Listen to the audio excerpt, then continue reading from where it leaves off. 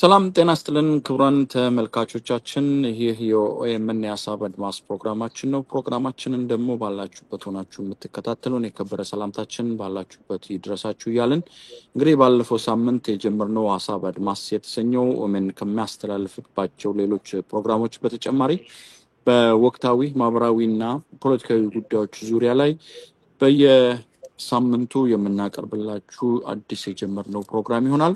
እንግዲህ ዛሬ እንደተለመደው እኔ ወንድማችን ኢብሳና ዶክተር ተክላብ እዚህ ተገኝተናል። መግቢያ ላይ እንደጠቀስኩት ፕሮግራማችን የቀጥታ ስርጭት ስለሆነ በወቅታዊና ማህበራዊ ጉዳዮች በሀገሪቱ ፖለቲካ ዙሪያ ላይ ውይይት የምናደርግ ይሆናል። እንደ ባለፈውም እንደጠቀስኩት በፕሮግራማችን ለነካቸው የምትፈልጉትን ሀሳቦች ደግሞ ካላችሁ በኦኤምን የቀጥታ ኮንታክት እዚህ ላይ በተቀመጠው ማግኘት የምትችሉና እኛን ደግሞ በማህበራዊ ድረገጻችን ልታገኙ እንደምትችሉ ከወዲሁ ማሳሰብ ወዳለው። እንግዲህ እስከ ፕሮግራማችን ፍጻሜ ከኛ ጋር ትሆኑ ዘንድ ደግሞ የወትሮ ግብዣችን ነው። ኢብሳና ዶክተር ተክላብ እንኳን በሰላም መጣችሁ። እንኳን በሰላም ቆየን። ጥሩ እንግዲህ መዚሁ ማስቀድሜ ክቡራን ተመልካቾቻችን በአክብሮት የምጠይቀው ቅርታ ጥሩ ቦታ ስለሌለው ኔትወርክ በመሃል ከተቆራረጠ የድምጽ መቆራረጥም ካለ ከወዲሁ ቅርታ መጠየቅ ወዳለው። እስቲ እንግዲህ በኢትዮጵያ የፖለቲካ አውድ ውስጥ በተለይ ደግሞ በ10 እና በ5 ዓመታት ውስጥ ናቸው ክስተቶች ሲደረጉ የነበሩት። አሁን ግን በየደቂቃው በየቀኑ በፖለቲካ እና ማህበራዊ ጉዳዮች ላይ ጫና ሊፈጥሩ የሚችሉ ክስተቶችን እያየን ያለነውና በዚህ ሳምንት ደግሞ የብዙሃኑ መነጋገሪያ የሆነውና እንደውም የተለያዩ የዓለም አቀፍ ሚዲያዎች የዘገቡትና ብዙ እይታን የሳበ የሐኪሞች ተቃውሞ እንደውም ተስፋፍቶ በተለያዩ ክልሎችና ከተሞች እስከ ገጠር አካባቢ ድረስ በመላው ሀገሪቱ በዚህ ሳምንት ውስጥ በስፋት እየተካሄደ ያለው አንድ አብይ ጉዳይ ነው። ከዛ ጋርም በተያያዘ በተለይ ደግሞ ብልጽግናና ውሃት የገቡት ውዝግብም በሀገሪቱ የፖለቲካ አሰላለፍና የሰላም ሂደት ላይ ጫናን ያመጣል የተባለ ብዙ ሽፋን ያገኙ ሁለት አብይ ጉዳዮች ናቸውና በዚህ ዙሪያ ላይ ውይይት እናደርጋለን። እንዳው ዶክተር ዛሬ ካንተ ልጀምርና ምን ይመስላል እንዴት አየኸው? በዚህ ሳምንት ውስጥ ካለፈው ከተወያየን በኋላ የሐኪሞች ተቃውሞ ሌሎችንም ሲቪል ሰርቫንቶችን አቀፍ በሆነ ሂደት ውስጥ ብዙ እንግልቶች፣ ስርዓት፣ ተቃውሞች ደግሞ በየቦታው እየተስፋፉ መሆናቸውን ነው ያገኘነው መረጃና ምን ይመስላል የሚል እንዳው ጠቅለል አድርገህ ከዛ እንነሳ ዶክተር። በጣም አመሰግናለሁ ራጂ። አይ ቲንክ እኔ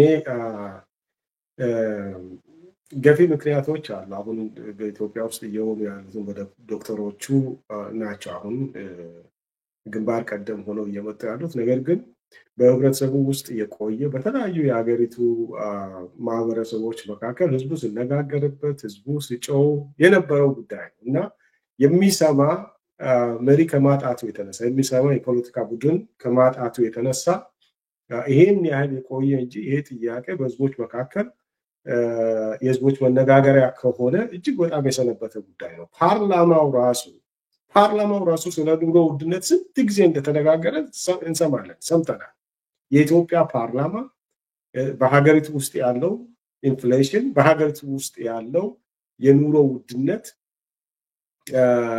ምን ያህል ችግር እያመጣ እንደሆነ፣ ምን ያህል ሬት ያወጣ እንደሆነ በመንግስት ውስጥ ያሉት የመንግስት አካል የሆነው ፓርላማው ራሱ ያረጋገጠው ነገር ነው። አሁን ይህንን ነገር የፖለቲካ ጉዳይ ማድረግ፣ ምክንያቱም አንዳንድ የመንግስት ሰዎች አሁን ይህን የፖለቲካ መልክ ሊያስይዙት ይፈልጋል።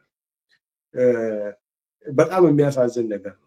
ምክንያቱም ፓርላማው ራሱ የሱ አካል የሆነው የመንግስት አካል የሆነው ፓርላማ ራሱ አምኖ አውቆ የጠየቀው ጥያቄ መልስ ስላላገኘ ህዝቦች ከዚህ በፊት በተለያዩ አጋጣሚዎች ጠይቀው መልስ ስላላገኙ፣ ያ ብቻ አይደለም፣ ሲያቅታቸው መብላት መጠጣት ሲቸግራቸው ህዝቦች እኮ ጫካ ሄደው የወንብድና ስራ አንዱን ያገቱ ገንዘብ መጠየቅ ያ ሁሉ እኮ ከዚህ የመጣ እኮ ከኑሮ ውድነት ከስራ ማጣት ደስፐሬሽን ተስፋ ከመቁረጥ ከዚህ ሁሉ የመጣ ነገር እኮ አሁን እኮ አንገሽግሾ ከአቅም በላይ ሆኖ ወል ቱ ዱ ኤፍሉንት የሚባለው የሶሳይቲው አካል ነው። አሁን እኔ ራሴ ተርቤያለሁ ዶክተሮች ማለት ነው እንግዲህ አስቡ ድሮ ሀገር ቤት በነበርንበት ጊዜ ዶክተር ማለት ክሊኒክ አለው መንግስት እየሰራ የራሱ ክሊኒክ አለው በኑሮ ሁኔታ ከማንም የተሻለ ኑሮ የሚኖር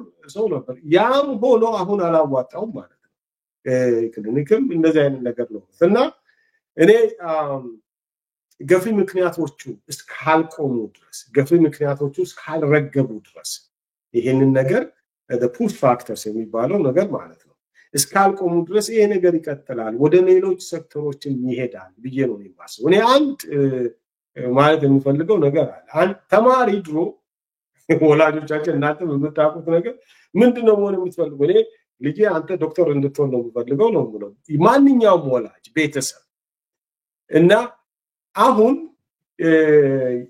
የኢትዮጵያ ተማሪዎች የኦሮሚያ ተማሪዎች የገጠማቸው ፈተና ምንድነው አንደኛ እንደዛ ኢንስፓይሪንግ የሆነ ጃብ ማለትም የሥራ ልጆችን ኢንስፓየር የሚያደርግ ጠንክረው እንዲሰሩ እንዲያጠኑ እንዲለፉ የሚጠይቀው ያ የሥራ ዘር እንደዚህ ሆኖ ለማኝ ሆኖ ዳቦ ተርቤያለሁ ብሎ መጣ ይሄ ማለት ምን ያህል በተማሪዎች ላይ ተጽዕኖ እንደሚያመጣ አስቡ በዛ ላይ ደግሞ ማትሪክ ማለት ራሱ ችግር አድርጓል ማትሪክ አልፈ ትምህርት ቤት ገብተህ ስትጨርስ ስራ መያዝ ራሱ ችግር ሆነ እና ይሄን ሁሉ ተስፋ መቁረጥን የሚያመጣ ነገር ስለሆነ በጣም አስቸጋሪ ነው መንግስት የተለያዩ እርምጃዎችን እየወሰደ ነው ይሄንን ሳይለንስ ለማድረግ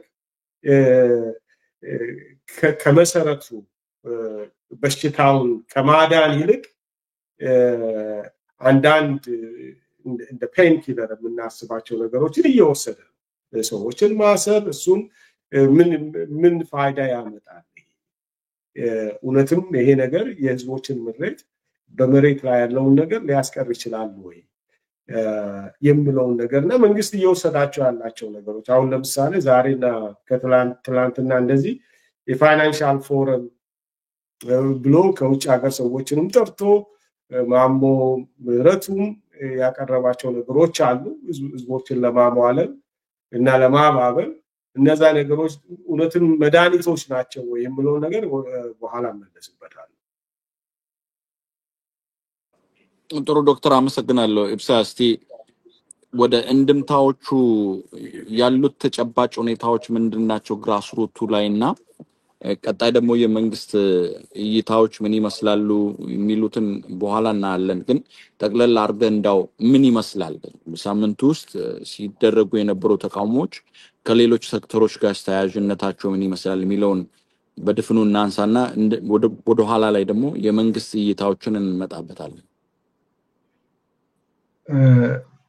አመሰግናለሁ ራጂ በሳምንቱ ከተከናወኑት ነገሮች ይሄ ዋነኛውና ትኩረት የሳበ ጉዳይ ነው የሐኪሞቹ ጥያቄ የቆየ ነው አሁን ብቻ ይቀርብ አይደለም ማስታወስም ያስፈልጋል ከ6 አመት ይሁን 5 አመት በፊትም እንደዚሁ በተደራጀ መልኩ ይሄ ጥያቄ ሲቀርብ የነበረ ነው የሌሎቹ የለም ማለት ሳይሆን በተደራጀ መልኩ ያኔም በጣም ገፍቶ ሲጠይቁ የነበረ የተጓተተ እዚህ የደረሰ ነው ከሙያቸው አንፃርና ከሚሰሩት ስራ አንፃር የሚከፈላቸው ሌሎች ነገሮችም በጣም ከሌሎች ሀገሮችም ከኢትዮጵያ የማይሻሉ ናቸው ተብሎ የሚገመቱ ሀገሮችም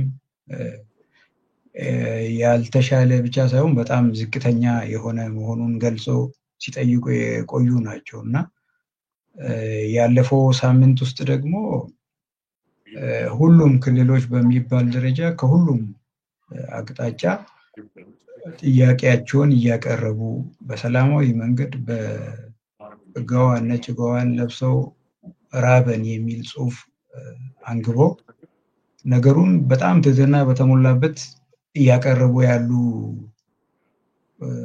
ሰላማዊ ሰዎች በጣም የተማሩ የሀገሪቱ ዜጎች ናቸው። ይሄ የሚያሳየው ምንድነው? በተደራጀ መልኩ ሐኪሞቹ እየጠየቁ ያሉት በሌሎቹም ሴክተሮች ያለ መሆኑ ግልጽ ነው፣ የሚታይ ነው። በተለይ አሁን የመምህራን ይታያል። እነዚህን ለማፈን የሚደረጉ ጥረቶችንም ያየን ነው። የስርዓት የተለያዩ ማስፈራሪያዎች የሚደርሱ ነገሮች አሉ። እነዚህ ነገሮች ነገሩን የማይሆን አቅጣጫ ለማስያዝም መልስም ለመመለስ ያለመፈለግም የሚመስሉ ነገሮች አሉ። አሁን ከአጠቃላይ ሁኔታው መንግስት ለትምህርት ካለው ትኩረትም አንጻር ስናየው መመለስ ቢችል ራሱ ይፈልጋል የሚል ጥያቄ ራሱ ያስነሳል። ፍላጎቱ ያለው አይመስልምና እየቀረበ ያለው ጥያቄ በጣም ግልጽ የሆነ የቤዚክ ወይም መሰረታዊ ፍላጎት ጥያቄ ነው። ራበን እያሉ ነው ያሉት።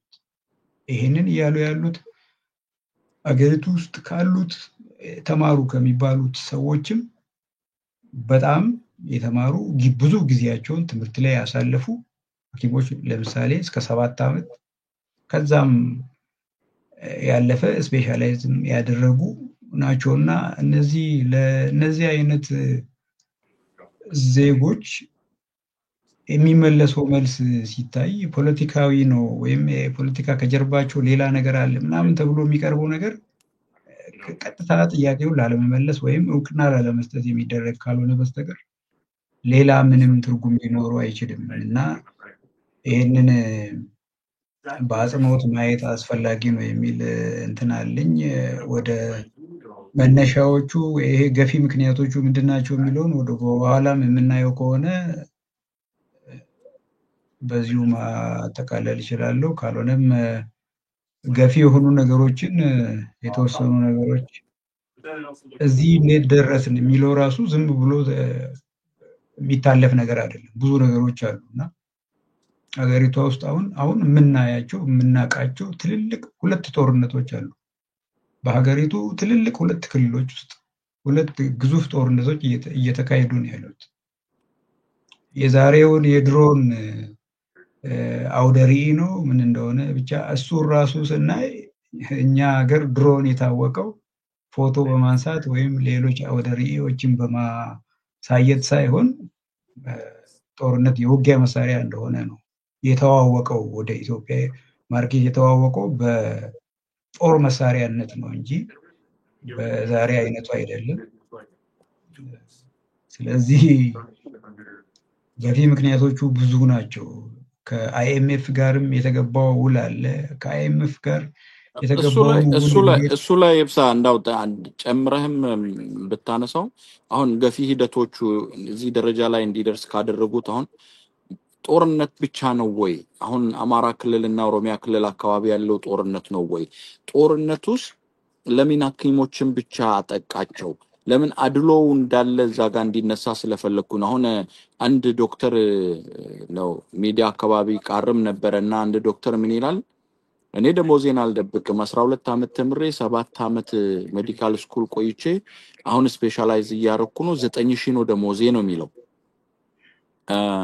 አንድ ቦታ ላይ የሆነ አርቲክል አንብቤ ነበር። አዳማ ዩኒቨርሲቲ ከህንድ ሀገር መጥቶ በፌክ ፒኤችዲ ሲያስተምሩ የነበሩ በዶላር ይከፈላቸዋልና በዶላር ከሚከፈላቸው ውስጥ የ3 ወር ነው የ4 ወሩን ለማናጅመንቱ ይሰጡና እንደዚሁ 14 ዓመት ሙሉ ያለ ምንም ፒኤችዲ በዶላር እየተከፈለው ሲያስተምር የነበራል። ግሮስ ሬቱ እንዳውም ከ5000 እስከ 6000 ዶላር ነው። እሱን ስታባዛው የዚህን ዶክተር አገር በቀል የሆነ አንድ ዜጋ ዶክተር የሚያገኘው ስንት ይሆናል? ስለዚህ ጦርነቱ ነው ወይስ አድሎ አለ? ለምን የፖለቲካ ተሿሚዎች ከፕሮፌሽናል ባሻገር የፖለቲካ ተሿሚዎች አንድ ሴክተር ላይ የሚመራ የፒፒ የወከለው የሴክተሩ ጂ ምናምን የሚባለው በደረጃ ከዶክተሮቹና ከሐኪሞቹ ይበልጣል። አድሎስ የለም ወይ? እሱ በግልጽ የሚታይ ነው። አብዛኛው የሐኪም ዶላር ከ$100 በታች የሆነ ነው። ቅድም እንደገለጽኩትም ለዚህም ነው ከ6 ዓመት በፊት ይሄ እኮ ጥያቄ በጣም በግልጽ እየቀረበ የነበረበት ሁኔታ ነው። በተደራጀ መልክ ያው ሐኪሞች በተደራጀ መልክ የጤና ባለሙያዎች በሙሉ በተደራጀ መልክ ከ6 ዓመትም በፊት ይህንን ጥያቄ ሲጠይቁ ነበር። የኑሮ ደረጃቸው የፋሲሊቲው የተለያየ የጤና መገልገያዎቹ ብዙ ነገሮችን ጥያቄ ሲያቀርቡ ነበር። ያ የሚያሳየው ምንድነው? የኑሮ ውድነቱ እነሱም ብቻ በተለየ ያጠቃ ሆኖ ሳይሆን መጀመሪያውኑ የሚገባቸው ክፍያ ነው ተብሎ መወሰድ የሚችል አይደለም። ከተማሩት ሙያ የወሰዱት ጊዜ 7 ዓመት ማለት ቀላል አይደለም። ከዛም በላይ ደግሞ ስራቸው ላይ ነው አብዛኛውን ጊዜ የሚያሳልፉት። የምናውቀው ጓደኞቻችንም የምናውቃቸው ብዙ ሰዎች አሉ ብዙ ጊዜ የሌላቸው ማለት ሐኪሞች ናቸው። በትምህርት ጊዜም በስራ ጊዜም ብዙ ጊዜ የላቸው እና የሚያሳየው ይሄ ምንድነው? መጀመሪያውኑ የሚገባቸውን ያክል ክፍያ አይደለም የሚከፈላቸው። በሀገሪቱ አቅም ደረጃ እያልኩ ነው እኔ። ሀገሪቷ የላትም አትከፍልም ምናምን የሚል ሳይሆን አገሪቷ ባላት አቅም አሁን እየከፈለች ባለችው ክፍያ አሁን ባላት ባጀት የሚገባቸው ክፍያ አይደለም። ከሚገባቸው በታች ነው እየከፈሉና የሚሰሩት። የመምህራንን ብንወስድ አሁን ስራቸው የሚሰሩት ስራ ብዛትና በጣም አስፈላጊነቱ ሲታይ የሚከፈላቸው ክፍያ እዚህ ግባ የሚባል አይደለም። ኑሯቸውን ለመግፋት የሚያስችላቸው አይደለም። ባለፈውም እንደተነጋገርነው አሁን በጣም አሳፋሪ በሆነ መንገድ ፎቶ አንስተዋቸው የምገባ ስርዓት ጀምረናል ምናምን ብሎ ያን ደረጃ ድረስ የሄዱት እኮ መንግስት ራሱ ያንን ያደረገው ነገሩ በጣም አስከፊ ደረጃ የደረሰ መሆኑን የሚያመለክት ነው።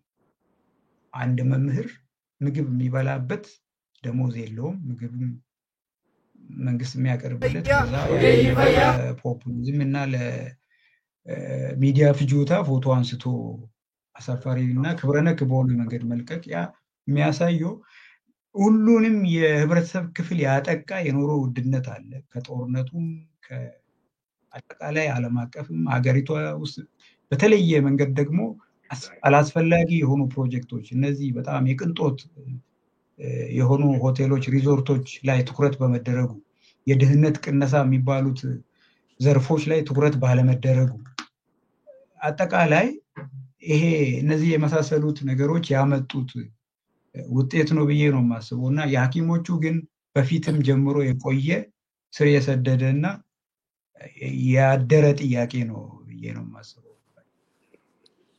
ጥሩ ክቡራን ተመልካቾቻችን የተከታተላችሁ ያላችሁት የሐሳብ አድማስ በወይምን ቀጥታ ስርጭት የሚተላለፍላችሁ በአገሪቱ ፖለቲካዊና ወቅታዊ ጉዳዮች ላይ የምናደርጋቸው ውይይቶችን ነው። አሁንም ደግሜ እስከ ፕሮግራማችን ፍጻሜ ከኛ ጋር ተሆኑ ዘንድ የወዲሁ ግብዣችን ነው። ዶክተር ወደ አንተ ከመምጣቴ በፊት ብዙ ፖይንቶችን አንስታችኋል። እኔ እንዳው ምን ነበር ሲካሄድ የነበረው የሚለው ላይ ትንሽ ለማከል ያህል በአዋጅ የተቋቋመው የኢትዮጵያ የሐኪሞች ባለሙያ ማህበር 78 ሐኪሞች እንደታሰሩ በግልጽ ያስቀመጠው ነው። ዳታው ምናልባት እንግዲህ ከተማ አካባቢ ያገኙትን መረጃ ብቻ ነው። ቁጥሩ ከዛ በላይ የበለጠ ነው ብዬ ነው የማስበው። ያ ማለት አሁን ተቋሞ ብቻ ሳይሆን ቀጣይ ስርዓትና ግድያዎች፣ ማስፈራራቶች እንዳውም ሚኒስቴር ዴታዎች ውይይት አድርገው ቀሪ በስራ ላይ ያልተሳተፉ ሐኪሞች ዝርዝር አምጡና አዲስ ቀጠራ እናደርጋለን የሚል ማስፈራሪያ ነበር ሲደርስባቸው የነበረው። ፖለቲሳይዝ አድርጎ ደግሞ የሰው ስም እያነሱ እንዳውም አክቲቪስቶችን ወንድማችን ጀዋር መሐመድ ስሙ በጣም ይነሳል፣ የፖለቲካ መጠቀሚያ ሆናችሁ የሚል ከሚኒስቴሮች ጀምሮ እስከ ተከፋይ የፌስቡክ እና የሶሻል ሚዲያ አርበኞች ውዝግቦች ነበሩ በዚህ ሳምንት ውስጥ ሲደረጉ የነበረውና እነኚህን ስናያቸው ምናልባት በደንብ ጠለቅ አድርጋችሁ እናንተ ማሳብ ትሰጣላችሁ።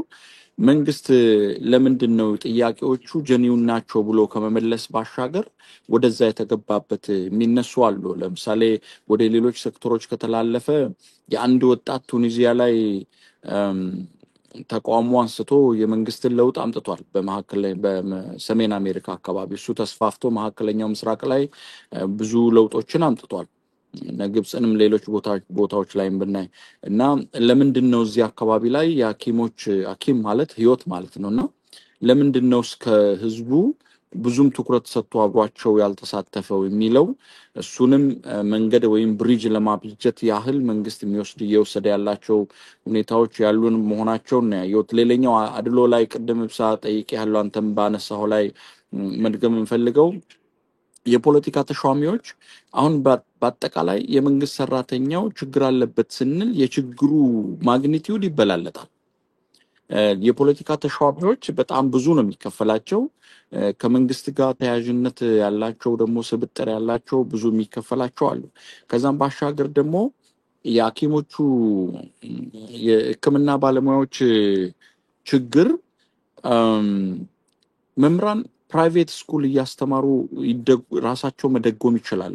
አንዳንድ ቦታ ላይ ሌሎች ሴክተሮችም የፕራይቬት የሆነ ስራ እየሰሩ ይደጉማሉ። አሁን ሐኪሞች ውጪ ወጥተውም ፕራይቬት የሆነ ስራ ብዙ መስራት አይችሉም። ለምን? የሕክምና ሴክተሩን እየመሩት ያሉትም ከመንግስት ጋር ተያያዥነት ያላቸው ናቸው። ላይሰንስ የሚያገኙት የጤና ቦታ፣ ሆስፒታል ግንባታ፣ ሌሎች ቦታዎች ላይ የሚያገኙት ከመንግስት ጋር ተያያዥነት ያላቸው ናቸውና እሱም አንድ ገፊ ሐሳብ ነው። የመንግስት ስኬሉ የወረደ ቢሆን አንድ ሐኪም አንድ ዶክተር ሌላ ፕራይቬት ሴክተር ላይ ሄዶ ቢሰራ ራሱ መደጎም ይችል ነበር። እሱ ራሱ ኦፖርቹኒቲ የለም። እሱ አንዱ ገፊ አካል ነው፣ ቅድም ካነሳው ጭምር ማለት ነው። ስለዚህ እስቲ ዶክተር ወደ አንተ ልምጣና እንዴት አየኸው የመንግስት ምላሽና ግራውንድ ላይ ያለው ተጨባጭ ሁኔታን እንዴት አየኸው? መንግስት ተቃውሞን ለማፈን የሚያደርጋቸው መጠነ ሰፊ ፕሮፓጋንዳዎችና ታች ደግሞ ሰፈር እያደረገ ያለው ዶክተሩ ብቻ አይደለም። እንዳውም ዶክተሮቹ እኮ ኢንተር ተጠቃሚዎች ናቸው እንጂ እኮ ኤመርጀንሲ ላይ ያሉት አልተሳተፉም ብዙዎቹ። እና ግራውንድ ላይና የመንግስት እንድምታውን እንዴት አየው?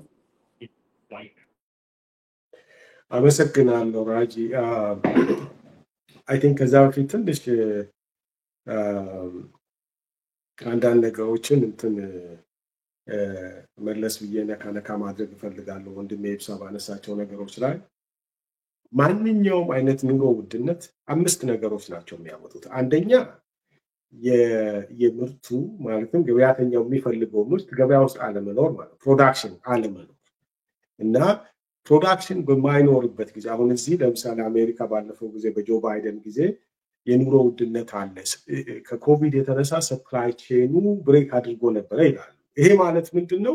ምርቱ ወደ ገበያ አልቀረም፣ የሚቀርብበት ሰፕላይ ቼኑ ተቋርጧል፣ ተስተጓጉሏል። ከዛ የተነሳ በቂ የሚፈልጉ ጉድስ ኤንድ ሰርቪስስ በገበያ ላይ የለም። ስለዚህ ዋጋቸው ይንራል። አንደኛው ይሄ ነው። ዋጋ የሚንርበት ዋናው ምክንያት በየትኛውም ሀገር አንደኛው ከዚህ የተነሳ ነው። ሁለተኛ ደግሞ ዋጋ የሚንርበት እቃውን ለማምረት የሚያስፈልጉ ሚንስ ኦፍ ፕሮዳክሽን የሚባሉ ወይም ሌበር ኮስቱ ሲጨምር፣ አሁን ለምሳሌ ታክስ እናደርጋለን ዶናልድ ትራምፕ በምንበት ጊዜ ታክስ አደርጋለሁ ስል እንግዲህ ከአሜሪካ የሚመረተውን ነገር መግዛት ነው ማለት። ስለዚህ አሜሪካ ውስጥ ግን አንድ ዕቃ ሲመረት ያን ዕቃ ለማምረት የሚወጣው ወጪ በጣም ብዙ ነው።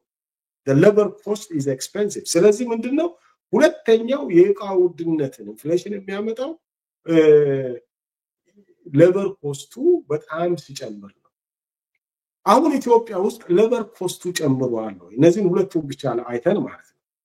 ሌበር ኮስቱ ጨምሯል ወይ? ቢጨምር ኖሮ አሁን የምንለው ነገር አናይም ነበር። ለህዝቡ የሚያመርተውን ምርት ለማምረት ደሞዝ በጣም ተጨምሯል ብለን ብናስብ ያ አይደለም። አሁን የኢንፍሌሽን ምንጩ የኑሮ ውድነት ምንጩ የምርታማነት ውድ መሆን አይደለም። ሶስተኛው ምንድነው? ይሄ ሁሉ ጊዜ አሁን በኢትዮጵያ ውስጥ የምናየው ዌጅ እንጨምራለን ማለትም ደሞዝ ይጨመራል። ከዛ በኋላ ዋጋው ኢሚዲየትሊ ይጨምራል። ዌጅ ይጨምራል፣ ዋጋው ኢሚዲየትሊ ይጨምራል። ሬጉሌተር በህግና በስርዓት ያልተያዘ አይነት ደሞዝ ጭማሪ ማለት ነው። እነዚህ አይነት ነገሮች ናቸው የሚያመጡት ይላል ሌሎች ሀገሮችም። ስለዚህ ዌጅ በሚጨምሩበት ጊዜ ያው የተጨመረው ዌጅ አሁን ሚኒመም ዌጅ ሬዝ በሚያደርጉበት ጊዜ የእቃዎች ዋጋውን በዛው መጠን እንዳይጨምር ምክንያቱም ወይ ጨመርክ ማለት ፕሮዳክሽን ኮስት ተጨመረ ማለት ያ የፕሮዳክሽን ኮስት አልቲሜትሊ በእቃዎች ላይ ዋጋ እንዳይጨምር መንግስት ሬጉሌሽንን ያመጣል አሁን ኢትዮጵያ ውስጥ ያለው ይሄ ነው ወይ አይመስልም አራተኛው ገንዘብ ማምረት ማኒ ፕሪንቲንግ የሚባለው ነገር ብዙ ገንዘቦችን በገበያ ውስጥ አሁን ማሞ ምህረቱን እዛ አስቀምጧል ናሽናል ባንክ ስለዚህ በገፍ የሚታተም ብር አለ ማለት ነው አብይ አህመድ አሊ እንደፈለገ አስፋልት የሚሰራበት እንደፈለገ ከተማውን እንደፈለገ ከፈለገ ባለፈው ጊዜ እንደሰማችሁ አሁን ለአንዳርጋቸው ጽጌ በኩንታል ብር እንደሰጠው የሚሰጥ ከፈለገ ደግሞ እነዚህ ዩቲዩበሮችን ብራግ የሚያደርግበት ስለሱ አድቮኬት የሚያደርጉ መንግስት የማያቀው ማለትም የኢትዮጵያ ትሬጀሪ የማያቀው አብይ በግል የሚያሳትመው የገንዘብ መጠን ኢንፍሌሽን በሀገሪቱ ውስጥ ያመጣ ይሄን ጦርነት ሁሉ ፋይናንስ እና ዋናው ኮዝ ብዬ ነው የማስበው ሌላው ስፔኩሌሽን ነው አሁን እዚህ ሀገር ለምሳሌ የቤት ዋጋ ስፔኩሌት በማድረግ ዋጋው ውድ ይሆናል ጀስት አሁን በኢትዮጵያ ውስጥ ስፔኩሌሽን ነው ዋጋው ውድ የኑሮ ውድነትን ያመጣ ያለው ነገር የሚባለው ነገር በጭራሽ አይሰራም ከነዚህ ከአምስቱ በማንኛውም ሀገር ኢንፍሌሽን ከሚያመጡት የአብይ ኢንፍሌሽን የአብይ የኑሮ ውድነት የመጣው አብይ ማሞ ምህረቱ የብሔራዊ ባንክ ገቨርነር አድርጎ እንደዘፈቀደ የሚያሳትመው የኢትዮጵያ ፓርላመንትን ምን አገባችሁ የሰጣችሁን ገንዘብ አለ የምትጠይቁኝ እንኳን በ48 ቢሊዮን ብር በ500 ቢሊዮን ብር ብሰራ ብሎ አብይ በየጊዜው የሚደነፋበት ከመጠን ያለፈ በገበያ ውስጥ የሚረጭ ገንዘብ አለ እየታተመ የሚረጭ ገንዘብ ይሄ ነው ኑሮ ውድነትን ያመጣ የኢትዮጵያን ህዝብ መከራ ያበላ ያለው ይሄ ነው አዲስ አበባ እሱ አስፋልት ይሰራል ዘንባባ በዶላር ሲያመጣል ከውጭ ሀገር ዘንባባ አዲስ አበባ ውስጥ ለመጥቀል የአዲስ አበባ አየር ንብረት ለዘንባባ ይሆናል አይሆንም የምለው ነገር ሁሉ ባለሙያተኞችን እንትን ሳደርግ ማለት ነው እነዚህ ነገሮች ናቸው እሱ የኢትዮጵያ ትሬጀሪ በጀት ወጥቶለት ዘንባባ ገዛለው አልገዛም ምን ገንዘብ ሚኒስተር እቅድ አውጥቶ በዚህ እቅድ ውስጥ ወጥቶ የሚመጣ ፕሮሰስ ውስጥ የሚያልፍ ብዙ ነገሮች አሉ በአብይ ጊዜ ሻሚ የሆነ አጸያፊ የሆነ ማለት this is irresponsible reckless የሆነ የገቨርነንስ ሲስተም ይሄ አብይ የሰራው ኢንፍሌሽን ነው አሁን አብይ ይሄንን ነገር ለማሸነፍ የሚፈልገው ኖርማሊ በጥሩ ሁኔታ እውነት አሁን ስቲሙለስ ማኒ ተብሎ አሁን ኦባማ ባለፈው ጊዜ 1 ትሪሊየን ብር ፕሪንት እንዲያደርግ የአሜሪካ መንግስት ፈቅዶለታል ያኔ ፋይናንሻል ክራይሲስ ጊዜ ስቲሙለስ ማኒ ተብሎ ፕሪንት አድርገው በገበያ ውስጥ እንደረጨ ያን ጊዜ ምንድነው የአሜሪካ መንገዶች መስፋት ማልቲፕላየር ኢፌክት የሚባል ነገሮች አሉ ኢንፍራስትራክቸር ትምህርት ቤት ሆስፒታል አሁን ኢህአዴግ እንደዛ ያደርግ ነበር ሆስፒታሎችን ዩኒቨርሲቲዎችን መንገዶችን ለምሳሌ ትዝ ይላችሁ እንደሆነ ሹገር ፋክተሪ ከፍታለው በሚያሳትማቸው ገንዘብ አሁን የአባይ ግድብ የሚባለው ነገር እነዚህ ነገሮች ማልቲፕላየር ኢፌክት ያላቸው ነገሮች ላይ ነው ያን ገንዘብ የሚረጨው ለምንድነው ኢኮኖሚውን ስቲሙሌት ለማድረግ ሀገሮች እሱ ከፖሊሲ ጋር ያያዛል ወይ አሁን ወደ ብልጽግና ሪዮታ ዓለሙ ብልጽግና ነው እንደስሙ ብልጽግና ነው አርጎ የተነሳውና ምናልባት ኢህአዴግ አብዮታዊ ዲሞክራሲን ነውና ገጠርና ገበሬውን ማከለ ያደረገ የሚል ነው አሁን እሱ ራሱ ከብልጽግና መሪ ሐሳብ ጋር ያያዛል ወይ አሁን አብይ ኮየር እኔ ኮይን ነው ያልካል አብይ የራሱን ዳውንፎል እየሰራ ነው እያፋጠነ ነው ምክንያቱም ይሄን ገንዘብ በነገራችን ላይ አሁን ኢህአዴግ ምንድነው ያደረገው ገንዘቡን ወደ ገጠሩ ረጨ መንገድ በመስራት ዩኒቨርሲቲዎችን በመስራት ገንዘቡ ከዛ ተነስቶ ከተማ እስከሚመጣና ኢንፍሌሽን ኮዝ እስከሚያደርግ ኢኮኖሚውን ሪቫይብሬት ያደርጋል አሁን ይሄ ሰውዬ ይሄን ነገር ራሱ አርቆ የሚያስብለት ሰው የለው ማጠገብ ስለዚህ የሚያደርገው ምንድነው ያንን ገንዘብ እዛው አዲስ አበባ ውስጥ ነው የሚበትነው all this money that he prints አዲስ አበባ ውስጥ ይበትናል የኑሮ ውድነቱ ኢሚዲየትሊ ሰዎቹ ከዛ የተነሳ ያለ ትላንትና 60 ብር የሚገዙትን 160 ብር 600 ብር እየሆነ ያዩ ማለት ነው። እና እኔ ይሄንን ነው የምለው። መንግስት ማተም ማቆም፣ መንግስት ማከማቸት መጀመር፣ መንግስት ኢንትረስት ሬት አው ብዙ ነገሮች ናቸው የዚህ መፍትሄ ሊሆኑ የሚችሉት። አጠገቡ ያሉ ሰዎች በትክክል እሱን አድቫይስ ያደርጉ ከዚህ ነገር ውስጥ ሊያወጡ የሚችሉ። እኔ ግን የምለው ነገር አብይ ይሄን ካፓሲቲ የለው። አብይ ዙሪያ ያሉትም ሰዎች እንደዚህ አይነት አቅም የላቸው። ስለዚህ ይሄ አብይ ለራሱ መጥፊያ እየተከተለው ያለው ጎዳና ነው ብዬ ነው የማስበው። ቱሪት ያሉ ይላል ኦሮሞ ይቁይ ይደር እንጂ መጨረሻው ማየታችን አይቀርም።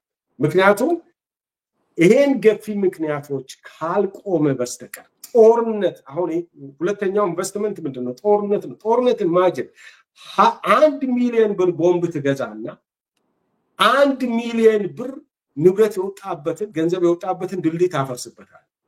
2 ሚሊዮን ብር በአንድ ጊዜ አለቀ ማለት without doing anything ኢኮኖሚስት ቫይብሬት ሳይደርግ ምንም ነገር ሳይሆን በ1 ሚሊዮን ብር ቦምብ ትገዛለህ። በ1 ሚሊዮን ብር የሰራውን ህንጻ ታፈርስበታል። ከዚህ የበለጠ ውድመት ጦርነት ኢኮኖሚን ይጎዳል ሲባል ከዚህ የተነሳ ነው ኢኮኖሚን የሚጎዳው። አሜሪካ ኢኮኖሚ ራሱ ምን ያህል እንደጎዳ በዛ ማወቅ እና እንደዚህ ለማለት ነው የምፈልገው። ቴንክ ዩ። ጥሩ ዶክተር ስቲቭ አሁን ምናልባት ዶክተር ተክላብ አንስቶታል ላይክ መንግስት ዙሪያ ላይ ያለው እንድምታው ከምን አንፃር እየታየ ነው ይሄ የሐኪሞች ተቋሞ የሚለውን እስቲ በግራውንድ ስናይ ግን የሐኪሞቹ ጥያቄ ጀኒውን አይደለም ወይ? ለምን ፖሊሳይዝ ሆነ? ሌላኛው ደግሞ አብሮ መያያዝ ያለበት ለምንስ ሌሎች ሴክተሮች አብረው አሁን መንግስት ዛቻ ያረገ ነው መምህራኖች ላይ ቅድም እንዳነሳው የመምህራኖች ምገባ የሚለው እሱንም ራሱ ምገባውንም ራሱ እኮ ኢንሰንቲቭ አድርጎ አይደለም ገንዘብ አውጥቶ መንግስት ያረጉትን ያንን የምገባውን ኢንሰንቲቭ ራሱ ሲያነሱት የነበረው። ስለዚህ ጀኒውን ነው ወይ? ለምን ሌሎች ሴክተሮች ሳላደረጉት ማህበረሰቡ ይሄንን ተቋሙ እንዴት ማየት አለበት የሚለውን ከማጠቃለላችን በፊት በዛ አኳንስ ብታየው መንግስት ብቻ ሳይሆን ከዚህ ጋር ተያያዥነት ያላቸው ሌሎች ሴክተሮችና ህዝቡ ድጋፍ ለምን አላደረገ የሚለው ህዝቡን በተመለከተ እኔ የሚመስለኝ ያው ቀን የሚጠብቅና አይ ቲንክ ሚውት ነው መሰለኝ ወይስ እኔ ጋር ብቻ? አንተ ጋር ብቻ ነው። ኦኬ ሌሎቹ ጆይን ያላደረጉት የሚመስለኝ እኔ እቅድ ይመስለኛል አደረጃጀት ጉዳይ ሆኖ የሐኪሞቹ ሁኔታ ቀድሞ የተጀመረ ነው። ከ6 ዓመትም በፊት በተደራጀ መልክ የጀመሩት ጥያቄ ነው። በጣም በመደራጀታቸው አመራሮቻቸውም ለሙያቸው ታማኝ የሆኑ በመሆናቸው ይህንን ጥያቄ ገፍተውበታል። ይሄ በተበታተነ መልክ የሚጀመር ነገር ጥሩ ውጤትም ስለማያመጣ አላስፈላጊም መስዋዕትነት ስለሚያስከትል የአደረጃጀት ጥንካሬ ጉዳይ ወይ ደግሞ የጊዜ ጉዳይ ይሆናል እንጂ የሌሎቹ ችግር እንደውም የሚብስ ነው የሚመስለኝ። እኔ በተለይ የመምህራኑ ችግር ይብሳል ብዬ አስባለሁ። የሌሎችም ሴክተሮች እንደዚሁ በውስጣቸው ማጉረምረም የታወቀ ነው። ሁሉም አካባቢ ችግር አለ እና እዚህ ስናወራ አንዱ ምን ብሎ ይቀልዳል፣ ፋርሴ ቡላዎችም ተጨማሪ ነገር መጠየቃቸው አይቀርም ያለ ሲቀልድ ነበር እና ይሄ ችግሩ ያልደረሰበት ቦታ የለም ከጥቂት ተሿሚዎች ውጪ ማለት ነው። መንግስት የሐኪሞቹን ጉዳይ እያየበት ያለው በጣም የሚገርም ነው ማለት ጥያቄዎቹን በግድ ፖለቲካ የማድረግ ፖለቲካ የሚሆነው መመለስና አለመመለሱ ራሱ ፖለቲካ ነው። አንድ ሰው ራበኝ ብሎ ቤዚክ የሆነ መሰረታዊ የሆነ ነገር መጠየቅ ፖለቲካ አይደለም፣ ለሱ የህይወት ጉዳይ ነው። ለመላሹና ለሌሎቹ ፖለቲካ ሊሆን ይችላል። ይሄንን ለምን አስተጋባችሁ፣ ለምን ድምጽ ሆናችሁ ጥያቄያቸው ልክ ነበረ እናንተ ስለነካችሁት ግን አንመልስም ማለት ራሱ ፖለቲካ ነው። ለምን አይመልስም ታዲያ? መመለስስ የማይችል ከሆነ አቅሙ ከሌለው እውቅና ለምን አይሰጥም? ለምን አይደራደርም ታዲያ? የውሸት ድርድር አድርጌያለሁ ብሎ ለምን መግለጫ ይሰጣል? ጤና ጥበቃ ሚኒስቴር ለምሳሌ ከአመራሮቹ ጋር ተነጋግረናል እየተነጋገርን ነው የሚል መግለጫ አውጥቷል። ያንን መግለጫ ውሸት መሆኑን ተቃውሞውን የሚመሩ ሰዎችም ሌሎችም ምንጮች እየገለጹ ነው። እውቅና መስጠትም አይፈልግም። በተለየ መልክ ማየት ነው የሚፈልገው። ልክ ከዚህ በፊት የተለመዱ አይነት አሰራሮችን ነው። አንድን ወገን ወይ አሸባሪ ብሎ ይፈርጃሉ ወይ የሆነ ነገር ይለጥፉበትና በዛ ሌሎችን ማሳደድ ነው የሚፈለገው። ምንድነው? ፖለቲከኞችን ማሳደድ ነው የተፈለገው ማለት ነው። ሐኪሞቹ ትክክለኛ ጥያቄ የራሳቸውን የህይወት ጉዳይ የመኖር መብትን የሚያመለክት ራበን የሚል ጥያቄ ጠየቁ። ይህንን የጠየቁትን ፖለቲካ ነው ከጀርባችሁ ሌላ ኃይል ነው ያለው ወይ ደግሞ ሌሎች እናንተን እየተጠቀሙባችሁ ነው ተብሎ ሊገለጽ አይችልም። ይሄ አንድም ንቀት ነው ማለት ሐኪሞቹ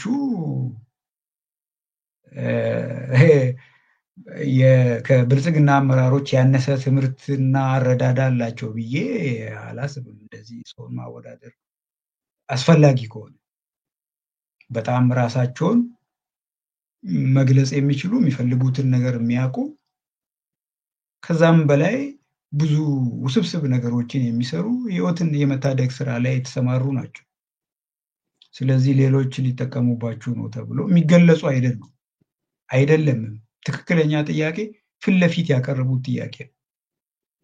ፊት ለፊት ያለውን መጋፈጥ ካልፈለገ ወይም የማይችል ከሆነ ወደ ሌላ አቅጣጫ ነገሩን የመቀየር ስራ ነው እየሰራ ያለው መንግስት እንጂ በዚህ ሁኔታ ሊታይ የሚችል አይደለም። የሐኪሞቹ ጥያቄ የአብዛኛው የሁሉም የሀገሪቱ ህዝቦች ጥያቄ ነው ማለትም ይቻላል።